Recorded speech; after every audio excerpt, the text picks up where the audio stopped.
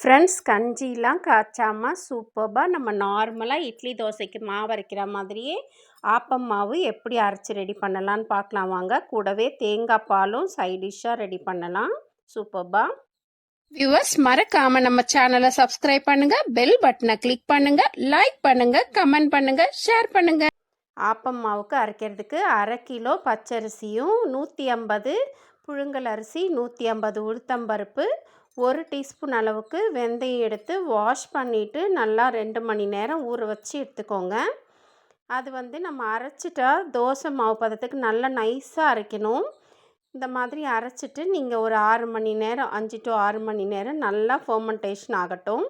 மாவு நல்லா புளிச்சு பொங்கி வந்தால் மட்டும்தான் உங்களுக்கு நல்லா அது ஓட்டை ஓட்டையாக நல்லா பார்க்குறதுக்கு ஆப்பம் சூப்பராக இருக்கும். வெளியே முருகலாக உள்ள சாஃப்டாக. இப்போ ஒரு மூடி தேங்காய் எடுத்து நான் 2 வாட்டி அரைச்சி பால் எடுத்து வச்சுருக்கேன். அதுக்கு 1/2 கப்பு அளவுக்கு வெல்லம் ஒரு 1/2 கிளாஸ் கொஞ்சமாக வாட்ரு ஊற்றி நல்லா கரையிற அளவுக்கு கொதிக்க வச்சு எடுத்துக்கோங்க. பாகெல்லாம் ஒன்றும் பார்க்க வேண்டாம். ஒரு 3-4 ஏலக்காய் அதுலேயே போட்டுடுங்க. இப்போ அது நம்ம வடிகட்டி தேங்காய் பாலில் சேர்த்துடலாம். தேங்காய் பால் எப்பவுமே நம்ம சாப்பிட்றதுக்கு ஒரு 1/4 மணி நேரம் முன்னாடி ரெடி பண்ணிக்கிட்டால் ஃப்ரெஷ்ஷாக நல்லாயிருக்கும். ரொம்ப நேரம் நல்லா இருக்காது அது.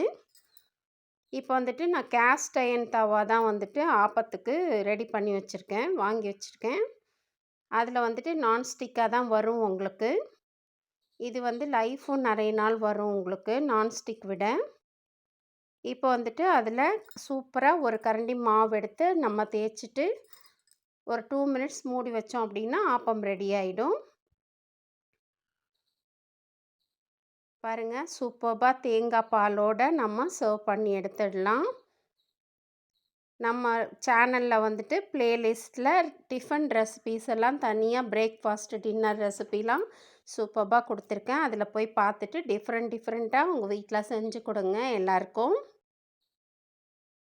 தேங்காய் பால் நம்ம வாரத்தில் ஒரு நாள் இந்த மாதிரி ஏதாவது ஒரு டிஃபனுக்கு செய்தோம் அப்படின்னா வயிற்றில் இருக்கிற புண்ணெல்லாம் ஆற்றும். அது அல்சர் ப்ராப்ளம் இருக்கிறவங்க கூட சாப்பிடலாம். இந்த மாதிரி பச்சரிசி மாவு தான் இது போட்டோம் நம்ம ஆப்பத்துக்கு. சூப்பர்பாக வந்திருக்கு பாருங்கள். உங்கள் ஃப்ரெண்ட்ஸ்க்கும் ஷேர் பண்ணிவிட்டு லைக் பண்ணுங்கள்.